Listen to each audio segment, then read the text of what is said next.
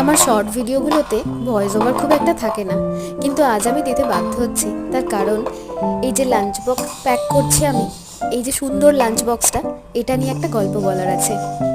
এই লাঞ্চ বক্সটা আমি দেখেছিলাম ইউটিউবেরই কোনো একটা ভিডিওতে, আর দেখে আমার খুব পছন্দ হয়ে গেছিলো। তখন আমি এটা ফ্লিপকার্টে সার্চ করে করে আমার কার্টে অ্যাড করে রেখেছিলাম। সেটা প্রায় অনেক দিন আগেকার কথা। তারপরে কার্টে জিনিস জমতে জমতে এটা অনেক নিচে চলে গেছিলো, আর আমার মনেও ছিল না এটা কেনার কথা। কিন্তু খুব রিসেন্টলি আমার বোন চাকরিতে জয়েন করেছে, আর জয়েন করে ও এবার প্রথম স্যালারি পেয়েছে। আর তাই আমি জানিও না ও কখন এটা দেখেছিল, ও এটা আমার জন্য প্রথম স্যালারিতে অর্ডার করেছে আর এটা আমাকে গিফট করেছে।